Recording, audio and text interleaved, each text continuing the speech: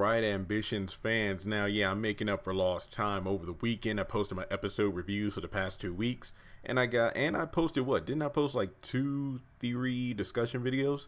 I have six in front of me, so this will be the first one I record, and it is about the interesting cake that was left outside of Bella's door. I believe in the last episode.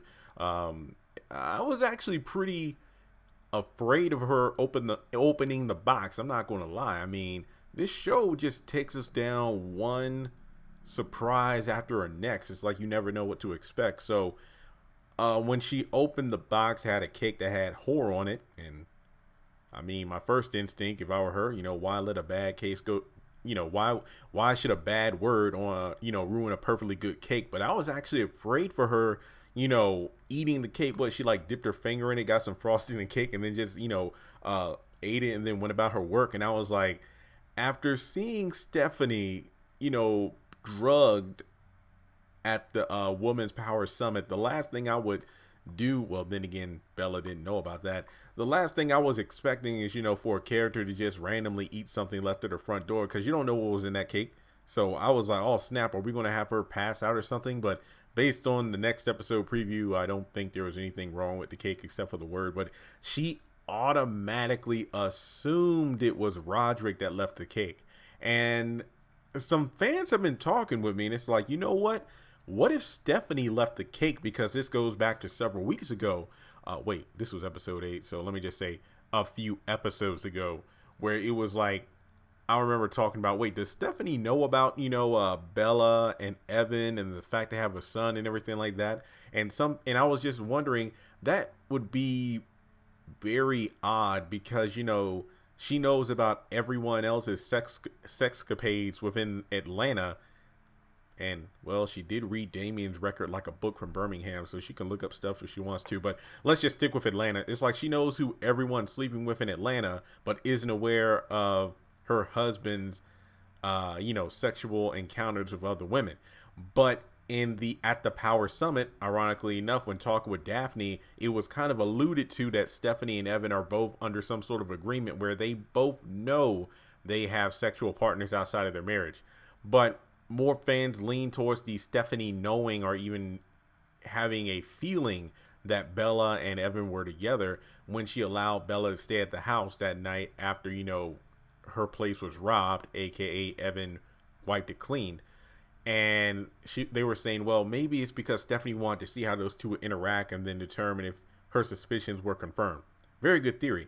So then we move a little bit forward to when I believe Bella was getting Stephanie ready, her dress ready for the Power Summit, and then asked if she could be invited to sponsor Bella True, but Stephanie said no, not this one. And maybe that was not just her saying, well, Bella, you're not ready for that kind of summit, but more so like, you know what, I know you and my husband are messing around, and no, you're not going to this summit.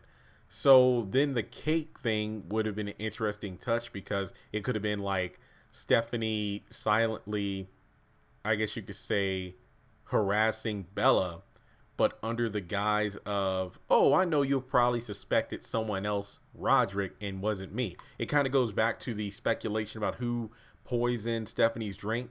Not necessarily saying it was her mother, because I did do a video on that, but my original 4 suspects, Lori, Juniper, Purefoy, then you have Daphne and Marilyn.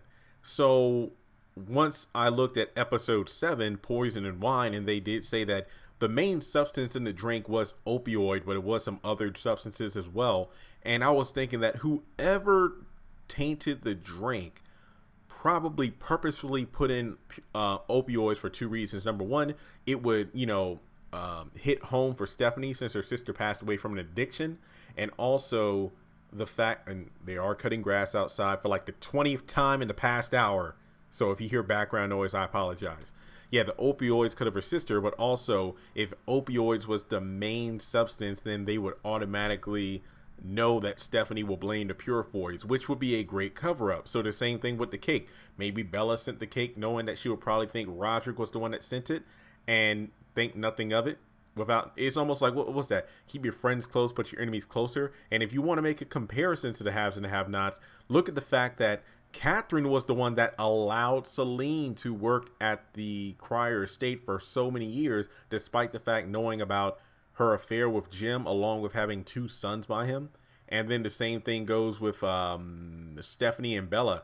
Bella is like her personal fashion designer, but on top of that, it's like, I know about my husband and you and your secret son. So it's one of those situations where Bella could run her mouth just like Celine could run hers, and she eventually did. So it's just one of these situations where, what is Stephanie going to do? Does she even care? Who knows? I mean, because remember, she said in like what, episode 1 that she wanted to divorce Evan a long time ago, but her parents made her stay married for the sake of him getting to the governor's mansion, allowing more doors to open for the Carlisle law firm, and pretty much take over Atlanta. So with that being said, do you think Roderick was the one that left the cake for Bella? Do you think Stephanie was the one that left the cake for Bella? I don't think Evan did. So with that being said, thanks so much for tuning in, guys. Let me know your thoughts on this cake in the comment section below. I hope it wasn't poison, my God, because I ain't gonna lie. When I saw the cake and she ate it, I know I wasn't the only one freaking out. Like, I really didn't want her to, eat that cake, knowing, you really can't trust food that you don't see made in front of you in the Ambitions world, unless it comes from Thelma's place, because that place got some banging food. I really do want to play. So thanks so much for tuning in, Ambitions fans. Make sure you hit that subscribe button. And as always, if you have not started watching the show, you need to start watching it now. Congratulations on making it to the end of this video. If you like what you just saw, make sure to hit the thumbs up button, or if you have anything you would like to add to the video, make sure to leave your thoughts in the comment section below. If you want to keep up with me on social media, go to the description box. All of my links for social media are right there. Also, if you feel like you would like to donate to the channel, make sure to click on the link to PayPal. Any amount helps. $1, $5, $20. As a full-time YouTuber, any support from my fans really does mean a lot to me. Finally, make sure to hit the subscribe button as well as the bell notification icon.